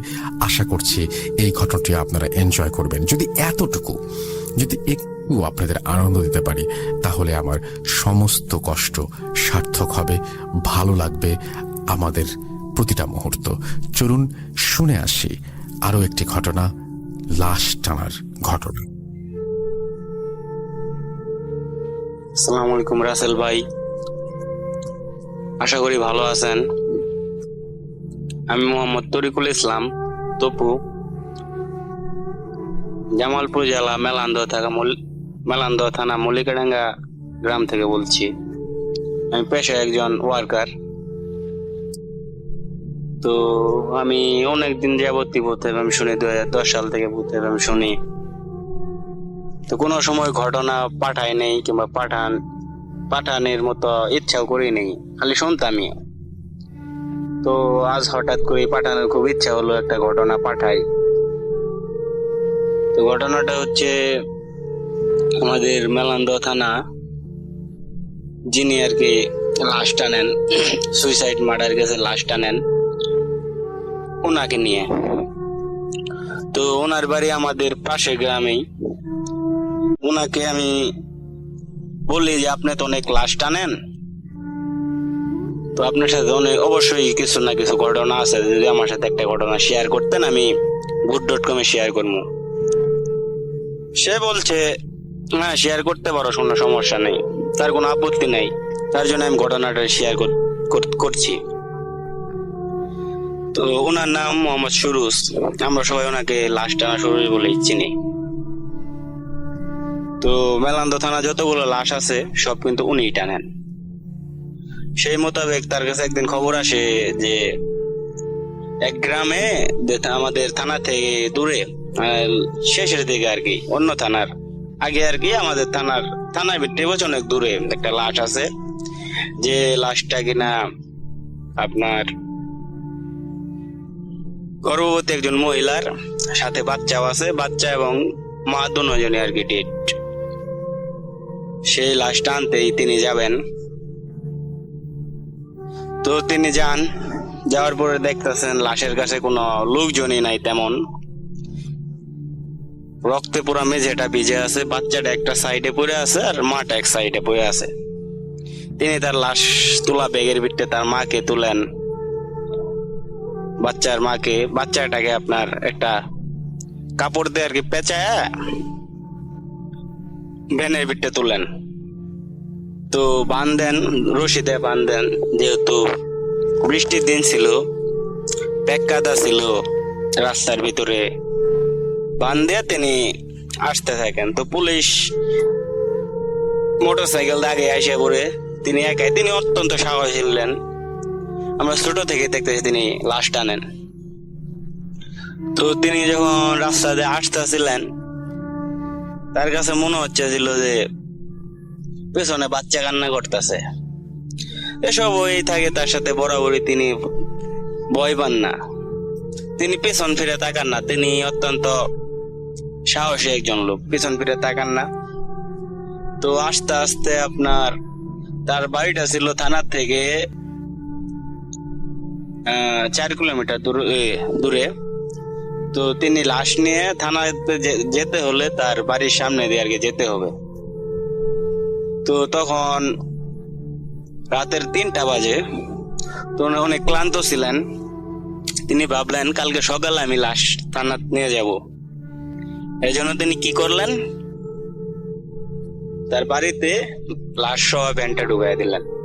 ঢুকাই দেওয়ার পরে তো লাশ বাইরে রাখা যাবে না, শিয়াল কুকুর এসব যদি আর কি লাশের কোনো ক্ষয়ক্ষতি করে, মানে কোনো জখম করে, তাহলে তার কৈফিয়ত দিতে হবে। তার জন্য তিনি কি করলেন, কোন এক লোকের সাহায্য নিয়ে তিনি লাশটা তার ঘরের মেঝেতে শোয়া রাখলেন।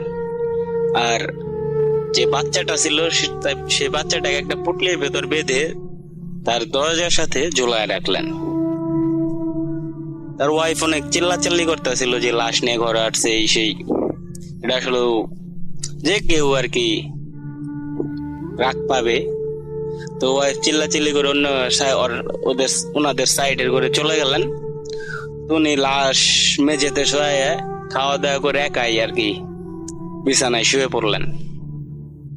শুয়ে পড়ে তার শরীর যেহেতু অনেক ক্লান্ত ছিল, তিনি সাথে সাথে আর কি ঘুমিয়ে পড়লেন। তো তার ঘুম ভাঙে একটা বাচ্চার কান্নার আওয়াজে, দেখতেছে প্রচন্ড জোরে বাচ্চা কান্না করতেছে। তো তার শরীর ক্লান্ত থাকায় তিনি তেমন কেয়ার করলেন না, তিনি পাশ ফিরে ঘুমিয়ে গেলেন। একটু পরে তার ঘুম ভাঙলো, প্রচন্ড একটা ব্যথা অনুভব, গালের ভিতরে কে যেন একটা জোরে চর দিয়েছে, থাপ্পড় দিয়েছে তাকে। থতমত খেয়ে চমকে ঘুম থেকে যেন উঠার পরে বসে দেখতেছে সে যে লাশটার মেঝেতে শোয়া রাখছে মা, সে বলতেছে, তুই আমার বাচ্চাটাকে ওখানে চলে রাখছিস কে? আমার বাচ্চাটা তুই আমার বুকে ফিরে আয়, অনু চলে রাখছিস কে? এরকম ভাবে তাকে বলতেছে। সে স্বপ্নে দেখতেছে না, বাস্তবে দেখতেছে, কিচ্ছুই বুঝতেছে না। সে কোনো কথা বলতে পারতেছে না, পুরো ফ্রিজ হয়ে গেছে, এরকম একটা অবস্থা। এসব বলার পরে সেই মহিলাটা তাকে আরেকটা চর মারে। এই চর মারার পরে সে আর কি সেন্সলেস হয়ে যায়। ব্যথা এত জোরে চর মারে যে সে সেন্সলেস হয়ে যায়। তারপর সকালবেলা যখন পুলিশে দেখতেছে থানাতে এখনো লাশ আসে নাই, কালকে রাত্রে আমরা লাশ পাঠায় দিলাম, সে এখনো লাশ আনে নাই। তো তার বাড়িতে পুলিশেরা তার বাড়িতে যাওয়ার পরে দেখতেছে সে প্রচন্ড জ্বর তার, মাথা তুলতে পারতেছে না, প্রচন্ড শরীর ব্যথা। তো তাদের পুলিশের সাথে এসব শেয়ার করে। তারপর পুলিশে অন্য লোক আনে লাশ থানাত নিয়ে যায়, পোস্টমর্টম করে তার আত্মীয় স্বজনের কাছে হস্তান্তর করে। তো এই ছিল রাসেল ভাই ঘটনা। যদি ভালো লাগে বন্ধুদের সাথে শেয়ার করবেন। আর হয়তো গুছিয়ে বলতে পারিনি, আর মাইক্রোফোনের সামনে কথা বলে আমার অভ্যাস নাই। যদি কোনো ভুল ত্রুটি হয়ে থাকে তাহলে ক্ষমা সুন্দর দৃষ্টিতে দেখবেন। আসসালামু আলাইকুম। Spirit, be here with me.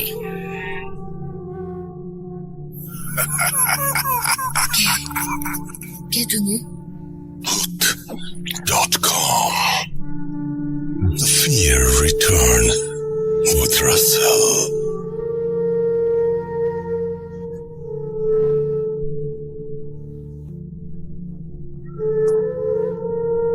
একটি শব্দ, মা। কিন্তু এই মা মানে অনেক কিছু। এই মা শব্দটি আমাদের সবচেয়ে প্রিয় শব্দ। এই মা মানে আমাদের রক্ত মাংসের মা। এই মা মানে আমাদের দেশ। আর একবার মনে করে দিই আপনাদের সবাইকে যে চারিদিকে যতই নেগেটিভ নিউজ পড়েন, আপনি আপনার মতো ভালো থাকুন, ভালোর দলে থাকুন, এবং এই নেগেটিভ নিউজগুলোর আড়াল করে দিয়ে, এগুলোকে বন্ধ করে দিয়ে এমন কিছু করার চেষ্টা করুন, বা এমন কিছু করুন যেটা সারা পৃথিবী অবাক হয়ে, যেটার প্রশংসা করে, সারা পৃথিবী যেন অবাক হয়ে তাকিয়ে থাকে, এবং আরো মানুষজন যেন ইন্সপায়ার্ড হয় এইরকম কোনো একটা কিছু করতে। তো আমরা এখন যেটা করব সেটা হচ্ছে, যে একটু আগে বলছিলাম মা প্রসঙ্গে, তো মায়ের জন্য একটি সন্তানের দোয়া, এইরকম ধরনের একটি ঘটনা আমরা শোনাতে চাই আপনাদেরকে। এবং এই ধরনের ঘটনা বা যে কোনো ধরনের ঘটনা যেটা ভয়ের, সেটা যদি আপনার কাছে থাকে তাহলে অবশ্যই আমাকে লিখতে ভুলবেন না। আমাকে ইমেল করার অ্যাড্রেস হচ্ছে russell.booth.com@gmail.com। আপনার নাম, ঠিকানা এবং ফোন নাম্বার সহ আপনার জীবনে ঘটে যাওয়া বা আপনার জানা সেরা ঘটনা লিখে পাঠিয়ে দিন আমাদের কাছে। ঘটনার শুরুতে অবশ্যই উল্লেখ করুন যে এই ঘটনাটি আপনি স্টুডিওতে এসে শেয়ার করতে চান, নাকি আপনি চান আপনার ঘটনা আমরা পড়ে শোনাই। যারা দেশের বাইরে রয়েছেন তারা সরাসরি অডিও ক্লিপ পাঠাতে পারেন বা লিখেও পাঠাতে পারেন ঘটনাটি। চলে যাচ্ছি আমাদের পরের ঘটনায়, সাথেই থাকবেন। নমস্কার রাসেল ভাই, আমি অর্ক কুমিল্লা জেলার কোন এক গ্রাম থেকে বলছি। কিছু কারণে আমার গ্রামের নামটি এখানে উল্লেখ করতে চাচ্ছি না। গত শুক্রবার এক ভাই ওনার মায়ের সাথে ঘটে যাওয়া ব্ল্যাক ম্যাজিকের ঘটনা Voot.com-এ শেয়ার করেছিলেন। তো তা শুনেই ভাবলাম আমি আমার মায়ের সাথে ঘটে যাওয়া এবং এখনো চলমান কিছু ঘটনা Voot.com-এ শেয়ার করি। তো ঘটনাটি শুরু হয় 2013 সালে। তখন আমার ঠাকুমা মারা গিয়েছিলেন। তো ঠাকুমা মারা যাওয়ার 10 থেকে 15 দিন পর এক রাতে আমার মা বাথরুমে যাওয়ার জন্য উঠেছিলেন। উঠে আমার বাবাকে সাথে নিয়ে বাথরুমের দিকে রওনা হলেন। তো আমাদের যেহেতু গ্রাম অঞ্চল, ঘরের থেকে কিছুটা দূরে বাথরুম, তো সেক্ষেত্রে ওই সময় কারেন্ট, ইলেকট্রিসিটিও ছিল না। হ্যাঁ, আমাদের গ্রামে ইলেকট্রিসিটি আছে, ওই সময় লোডশেডিং এর কারণে ইলেকট্রিসিটি ছিল না। তো ওই সময় মা হাতে হারিকেন নিয়ে বাবাকে সাথে নিয়ে বাথরুমের দিকে রওনা হলেন। তো বাথরুমে যখন মা বাথরুমের সামনে গেলেন তখন আচমকা কোনো বাধা ছিল না, হারিকেনটি নিভে গেল। তো হারিকেনটি নিভে যাওয়ার কোনো কারণ নেই, কারণ হারিকেনের ভিতরে প্রচন্ড পুরা আপনার তেল ছিল। তো কোনো বাতাসও নেই বাহিরে। তো হারিকেনটি নিভে যাওয়ার কারণ ওই সময় কোনো খুঁজে পাওয়া গেল না। তো হারিকেনটি নিভে যাওয়ার সাথে সাথে আমার মা অনুভব করেছিলেন যে ওনার কানের সামনে দিয়ে কোনো এক বাতাস দৌড় দিল, যেমন একটা বাতাস কানের সামনে দিয়ে বেরিয়ে গেল। তো ওই সময় আর কোনো কিছু হয় নাই। তো ওই সময় আর কিছু না ভেবে তো ঘরে চলে এলেন। তো ঘটনাটি শুরু হয় এর 2-3 মাস পরে থেকে। তো আমার মা ধীরে ধীরে অসুস্থ হতে যাচ্ছিলেন। শরীরে কোনো শক্তি ছিল না, কাজ করতে পারতেন না। আর সাথে প্রচন্ড মানে গায়ে জ্বালা পোড়া। মানে আমার মা এমনও রাত গেছে যে মনে করেন যে আপনার ঘুমাতে পারতো না, সারা রাত কান্না করতো, হাঁটা চলা করতো, মার পায়ের পা টিপে দিতে হতো।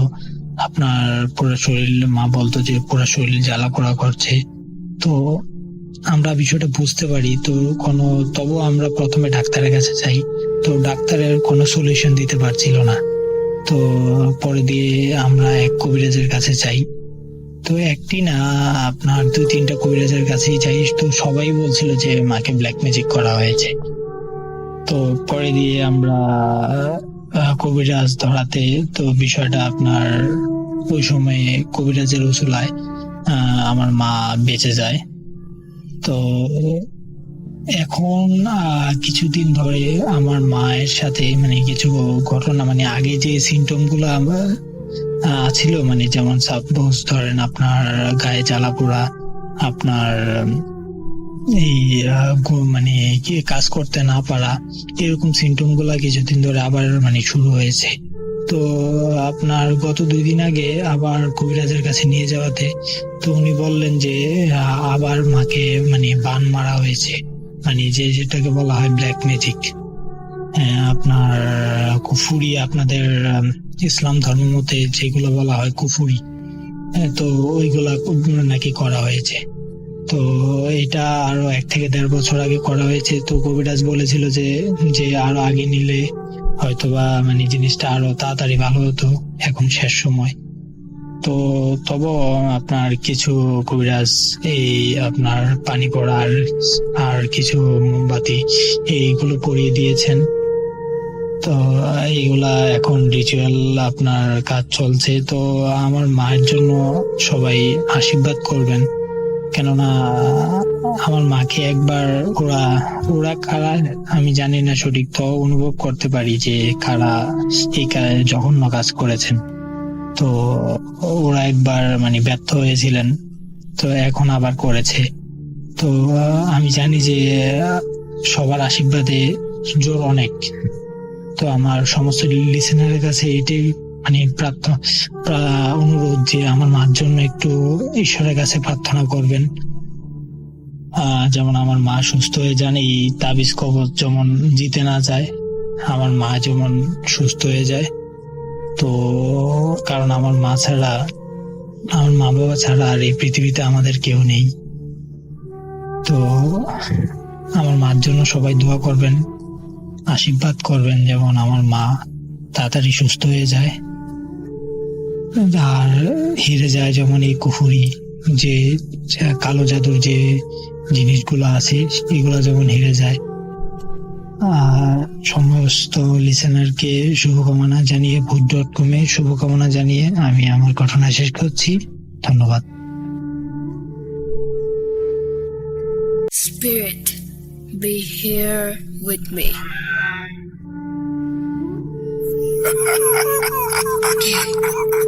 Get to me. Boot.com. The fear return with Russell.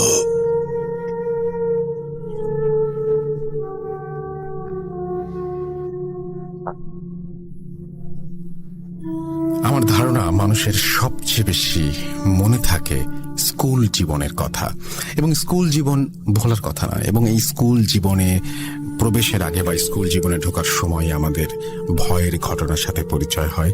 আমরা আমার দাদা দাদি নানানের কাছে আমরা ভয়ের ঘটনা শুনতে শুরু করি, ভয়ের 2-1টা গল্পের বই পড়ি, আস্তে আস্তে ভয়টাকেও ভালোবাসতে শুরু করি। কিন্তু আমার মনে হয় যারা ভূত.com শোনেন তারা বাস্তব জীবনে সম্ভবত খুব একটা ভয় পান না। মানে হয় না যে জিনিসটা আমরা বেশি শুনি বা দেখি সেই জিনিসটা নিয়ে আর যাই হোক তার সাথে একটা সম্পর্ক গড়ে ওঠে বা পরিচিতি গড়ে ওঠে, যার কারণে সেটা ঠিক অচেনা কিছু মনে হয় না। আমার তো মনে হয় যে ভূত.com এর অনেকেই রাস্তায় কিছু দেখলেও পাত্তাই দেবেন না, আর এর চাইতে ভয়ের কিছু দেখেছি বা শুনেছি, এরকম হতে পারে। কিন্তু না, যাই হোক আমি এমনিই বলছিলাম। বাট আপনারা সবাই ভালোবাসা দিয়েছেন বলেই 35তম এপিসোডে এসে আমরা হাজির হয়েছি। আরও একবার আপনাদের মনে করিয়ে দিই, এটি অক্টোবর মাস এবং অক্টোবর মাসের 31 তারিখ হচ্ছে হ্যালোউইন, এবং এই হ্যালোউইনের উদ্দেশ্যে, এই হ্যালোউইনকে নিয়ে আমরা যদি কোনো কিছু করি তাহলে সেটাতে আপনারা পার্টিসিপেট করবেন কিনা আমাদের জানান। আমরা যদি আপনাদের স্টুডিওতে ইনভাইট করি সেজন্য আপনারা আসবেন কিনা সেটা জানান, এবং এই হ্যালোউইন উপলক্ষে আপনার জীবনে ঘটে যাওয়া সেরা ঘটনা আপনি লিখে পাঠান আমার কাছে। এবং কিভাবে লিখবেন সেটা আমাদের ইমেল অ্যাড্রেসটা মনে রাখতে হবে। আমাদের ইমেল অ্যাড্রেস হচ্ছে russell.booth.com@gmail.com। আপনার নাম, ঠিকানা এবং ফোন নাম্বার সহ আপনার জীবনে ঘটে যাওয়া বা আপনার জানা সেরা ঘটনা লিখে পাঠিয়ে দিন আমাদের কাছে। ঘটনার শুরুতে অবশ্যই উল্লেখ করুন যে এই ঘটনাটা আপনি স্টুডিওতে এসে শেয়ার করতে চান, নাকি আপনি চান আপনার ঘটনা আমরা পড়ে শোনাই। যারা দেশের বাইরে রয়েছেন তারা সরাসরি অডিও ক্লিপ পাঠাতে পারেন বা লিখেও পাঠাতে পারেন ঘটনাটি। আমরা চলে যাব আমাদের পরবর্তী ঘটনা, এবং এই ঘটনাটি স্কুল টিচারকে নিয়ে, একজন স্কুল টিচার তাকে নিয়ে ঘটনা, এবং আশা করছি যে এই ঘটনাটি আপনাদের অসম্ভব ভালো লাগবে। মন দিয়ে শুনবেন প্রতিটি ঘটনা, এবং আমাদেরকে এরকম ঘটনা আরো বেশি বেশি করে পাঠাবেন। আমাদের ফেসবুক পেজ www.facebook.com/russell.স্বাধীন অবশ্যই ভিজিট করবেন, এবং সেখানেও আপনারা যে আমাদের জানাবেন আপনাদের মতামত। আমরা চলে যাব আমাদের পরবর্তী ঘটনায়, সাথেই থাকুন। হ্যালো রাসেল ভাই, হ্যালো অডিয়েন্স, আসসালামু আলাইকুম। আশা করি সবাই ভালো আছেন। আর রাসেল ভাই, আপনি তো সবসময় ভালোর দলেই থাকেন, তারপরও বলি কেমন আছেন ভাই? কারণ বিশ্বব্যাপী করোনার যে মরণ থাবা, তা যে কোনো অসচেতন লোককে আক্রমণ করতে পারে। তাই সকলের উচিত সতর্ক ও সচেতন থাকা। রাসেল ভাই, আমি দীর্ঘ 9 বছর ধরে আপনার এই প্রোগ্রামটা শুনে আসছি। কোনোদিনও আমার একটুর জন্য বিরক্ত লাগেনি। প্রতি শুক্রবার অধীর আগ্রহে অপেক্ষা করি এই কোটি শ্রোতা নন্দিত অনুষ্ঠানটি কখন শুরু হবে। এই করোনাকালীন সময়েও আপনি ভয় পাইয়ে দেওয়ার মাধ্যমে মানুষকে আনন্দ দেওয়ার যে অনবদ্য প্রচেষ্টা চালিয়ে যাচ্ছেন তা সত্যিই প্রশংসনীয় এবং অতুলনীয়। আমি যে ঘটনাটি আজকে শেয়ার করব সেটি বেশি দিন আগের নয়, মাত্র 5 মাস আগের। বলে রাখা ভালো যে আমি এবারে প্রাইমারি স্কুলের নিয়োগে নতুন নিয়োগপ্রাপ্ত অ্যাসিস্ট্যান্ট টিচার। আর সকলের জানা আছে যে অ্যাসিস্ট্যান্ট টিচাররা নিজ উপজেলায় পোস্টিং হয়। তো আমি চাঁদপুর জেলার কোনো এক উপজেলায় পোস্টিং হলাম।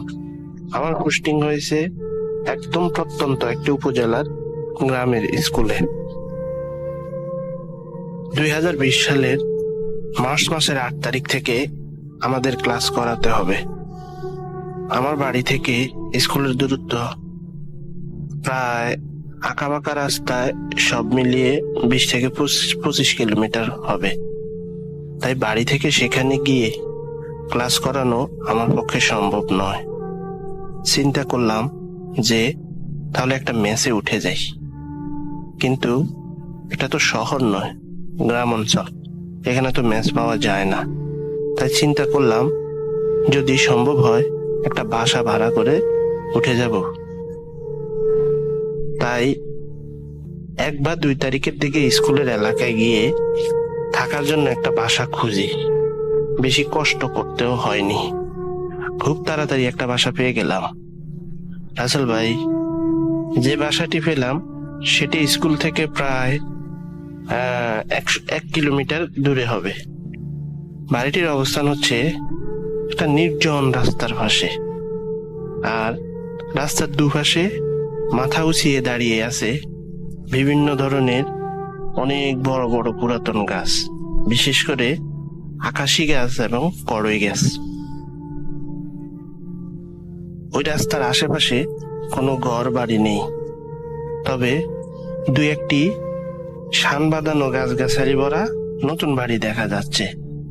যাদের বাড়ি তারা হয়তো থাকার জন্য এই বাড়িগুলো করতেছে, কিন্তু এখনো থাকা শুরু করেনি। আর রাসেল ভাই, দিনের বেলাও কেমন জানি নির্জন এই রাস্তাটি। মানুষের আনাগোনা একদম নেই বললেই চলে।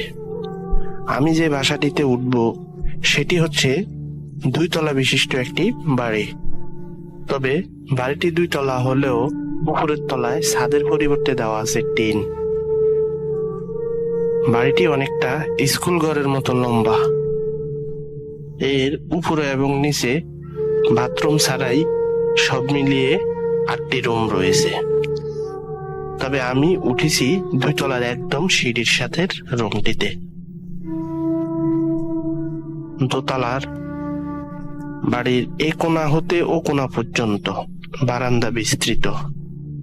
বারান্দা কিন্তু শুধু বরাবর নয়, এটি একদম বাঁক নিয়ে দুপাশে রুমগুলোর পিছন পর্যন্ত বিস্তৃত।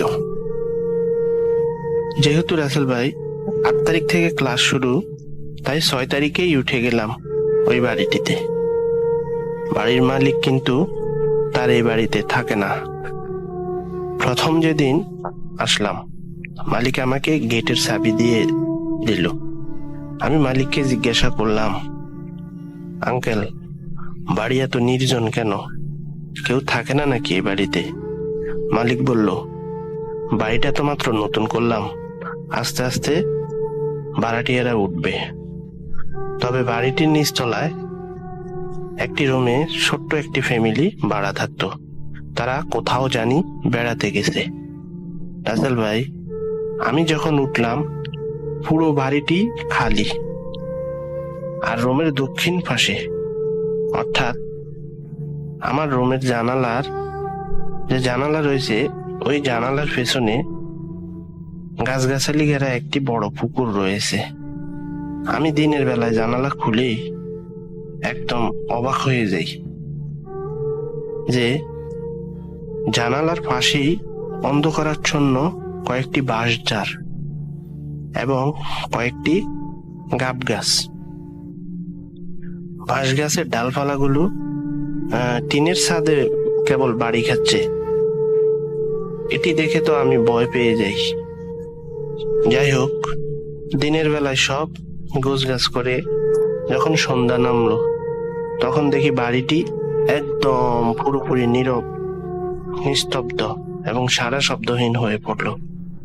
মনে হয় যেন আমি আমার হৃৎপিণ্ডের শব্দ কেবল শুনতে পাচ্ছি এই বাড়িটিতে। সন্ধ্যার একটু পরেই নিচে নেমে গেটে তালা দিয়ে উপরে উঠে আসি।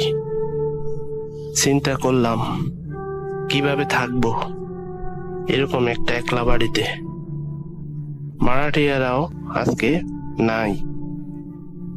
রাত যখন 10টা, তখন আমি শুয়ে পড়লাম। তবে লাইট জ্বালিয়ে রাখলাম আর মোবাইলটা দিনের বেলায় ফুল চার্জ করে রাখলাম। রাসেল ভাই, 2 তলার ক্লাসরুমটা বাথরুমটা একদম বারান্দা দিয়ে বাঁক নিয়ে হেঁটে 4টা রুম পর ওই পাশে পড়ে। যাই হোক, আমি ঘুমিয়ে পড়লাম। হঠাৎ একটা দুঃস্বপ্ন দেখে জেগে উঠলাম। জেগে দেখি পুরো রুমটাই অন্ধকারাচ্ছন্ন। বুঝতে সমস্যা হলো না যে কারেন্ট চলে গেছে। মাথার পাশে থাকা মোবাইলটা হাতে নিয়ে দেখি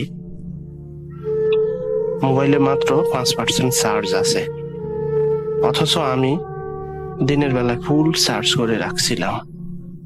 আর আমার মোবাইল, অর্থাৎ মোবাইলের ব্যাটারিটাও অনেক ভালো ছিল।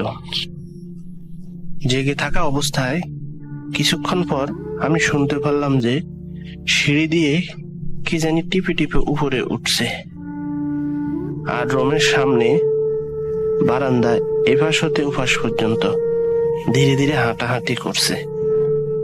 একটু পর দেখলাম আমার রুমের দরজায় আস্তে করে 2টা টোকা দিল। আমি তো প্রায় অজ্ঞান অবস্থা। গেটে তালা, তারপর বাড়ির মূল ফটকেও তালা। তাহলে কেউ যে বাড়ির ভিতরে ঢুকতে পারবে সেটা একদম অসম্ভব।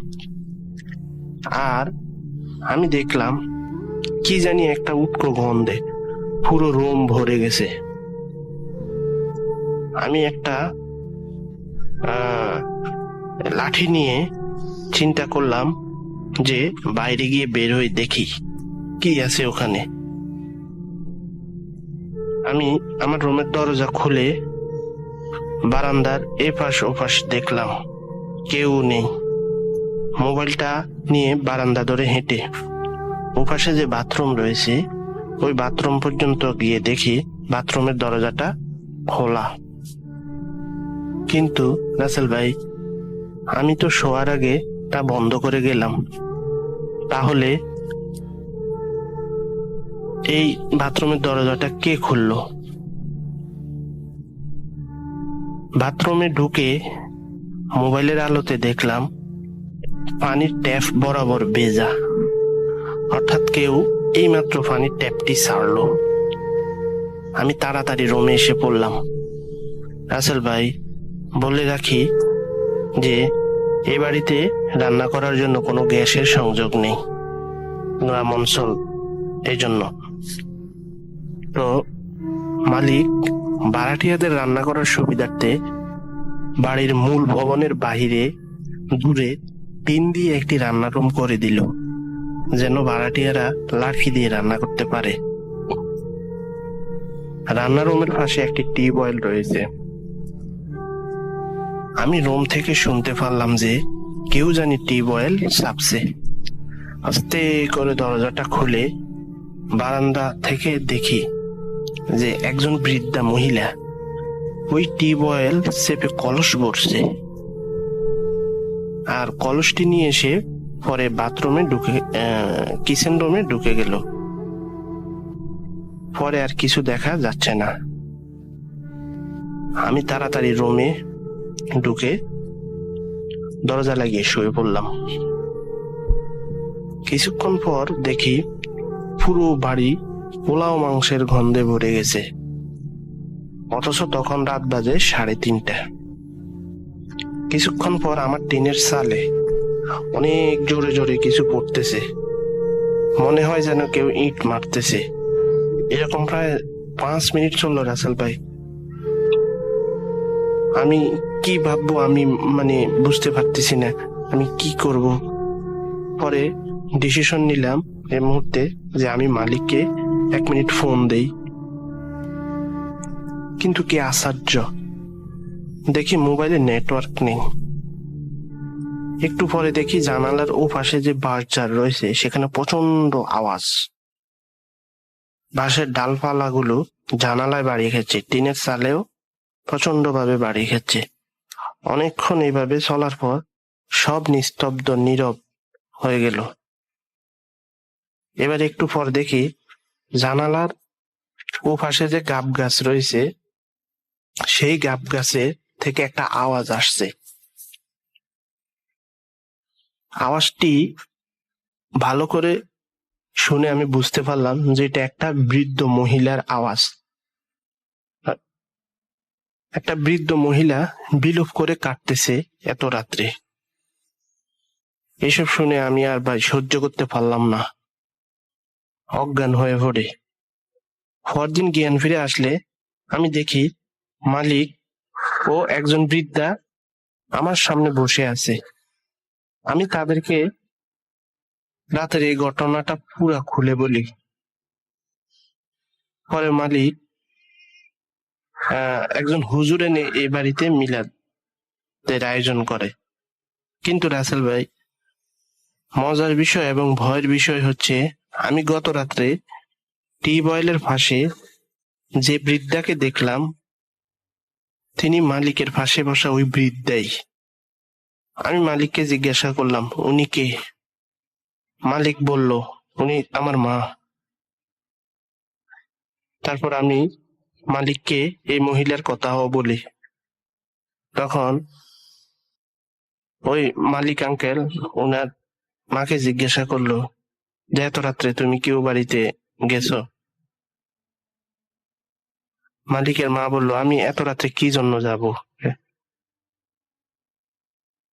তখন মালিকের এবং আমার বুঝতে বাকি রইল না যে ওই মালিকের মায়ের চেহারা ধরেই গত রাত্রে কিছু একটা আমাকে ভয় দেখানোর চেষ্টা করছিল। যাই হোক রাসেল ভাই, ঘটনাটা এখানেই শেষ। তো আমি আর এই বাড়িতে থাকার সাহস পেলাম না, আমি দ্রুতই এই বাড়ি ছেড়ে দিলাম। এই বাড়ি ছেড়ে আমি অন্য একটি বাসায় উঠলাম। পরে রাসেল ভাই, এই বাড়ির যদি কোনো ছবি ভিডিও লাগে প্লিজ আমাকে নক করবেন, আমি পাঠিয়ে দেব।